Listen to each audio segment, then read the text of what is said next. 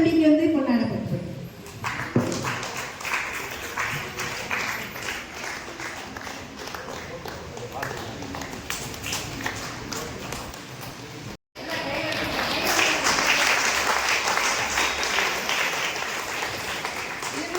ஒருத்தருமே ஆளே இல்லாதவங்க இறந்து போயிட்டாங்க எங்க வீட்டு எது பக்கத்துல.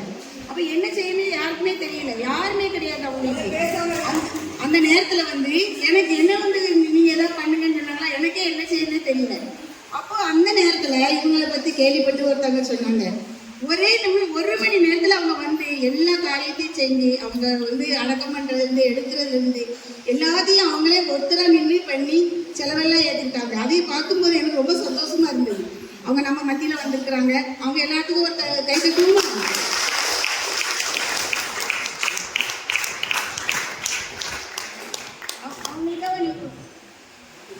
அவங்களுக்காக ப்ரேயர் பண்ணலாம். இப்போ ஸ்தோத்திரம் ஆண்டவரே, ஸ்தோத்திரம் கர்த்தாவே, மகா இரக்கமும் வல்லமை நிறைந்த தகப்பனே, உமக்கு நன்றி சப்பா.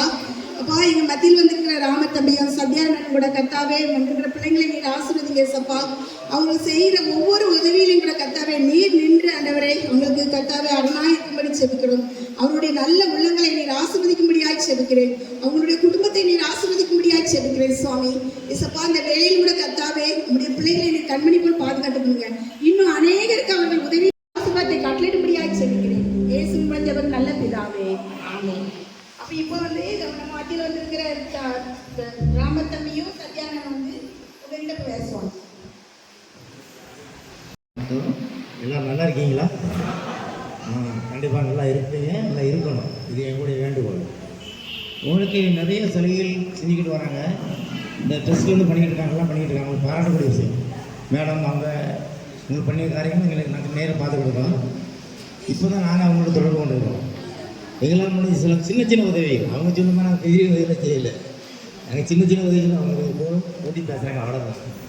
மனிதனாக பிறந்தால் நம்மை தாண்டி ஒருவருக்குன்னா ஒரு கடவுள். அதே மாதிரி கடவுள் செய்கிற ஒவ்வொரு விஷயத்தையும் நம்ம மூலம் தான் செய்ய முடியும். அவங்க அதுதான் நம்ம எல்லோரும் பண்ணணும். நான் வாழ்கிற காலத்தில் எப்படி வாழ்ந்தோங்கிறது தான் முக்கியம். அதுதான் முக்கியம். தவிர மற்றபடி நான்ங்கிறது ஒரு காலத்திலையும் நம்ம முன்னேற வர முடியாது. நம்மளால் என்ன ஒரு ஆளுக்கு ஒரு நேரம் ஒரு சாப்பாடையும் கொடுங்க, அதுவே நம்ம பெரிய விஷயமாக வந்துருக்கு. அடுத்து என்னுடைய தம்பி அருமை தம்பி ராமன் பேசுவோம்.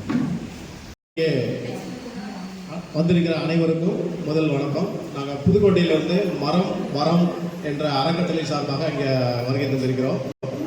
காலையிலேருந்து ஒரு 10 மணிலேருந்து இங்கே ஒரு ஜெபம் அனைவரோட நல்ல எண்ணங்களும் சிந்தனைகளும் செயல்பாடுகளும் இங்கே ஒருமித்த கருத்தாக அனைவருக்குமான ஒரு வேண்டுதல் இங்கே வைக்கப்பட்டது. உங்கள் வேண்டுதல் கண்டிப்பாக நிறைவேற்றப்படும். உங்களோடு எப்பொழுதுமே இருக்கக்கூடிய எங்களோட சகோதரி திருமதி எலிசபெத் அவர்களாக இருக்கட்டும், மற்ற நண்பர்களாக இருக்கட்டும், உங்களுக்காக ஜபமும் பிரார்த்தனையும் செய்து கொண்டிருக்கிற வேளையில் உங்களோட அனைத்து காரியங்களும் கர்த்தர் எளிதாக செய்து முடிப்பார். ஆத்தூர் சார்ந்த அஸ்மிகா என்ற சின்ன குழந்தை இருக்காங்க. அவங்களுக்கான பிசியோதெரபி டாக்டர்கிட்ட இப்போ பேசியிருக்கிறோம். அதுபோக நாசிரியத்து பக்கத்தில் முகிலன் சொல்லி ஒரு ஆயுர்வேத வைத்தியம் இருக்காங்க. அவங்களுக்கும் அந்த குழந்தையோட நிலைமை பற்றி எடுத்து கொடுத்துருக்குறோம். முத்தியாபுரத்தில் பிசியோதெரபி டாக்டர் சங்கீதான்னு ஒரு டாக்டர் இருக்கிறாங்க, அபிராமி நகரில் இருக்கிறாங்க. அவங்களுக்கும் அந்த குழந்தைய பற்றி நான் ஒரு தகவலை கொடுத்துருக்குறோம். வருங்காலங்களில் உங்களோடு எப்பொழுதுமே நாங்கள் இணைந்திருப்போம்.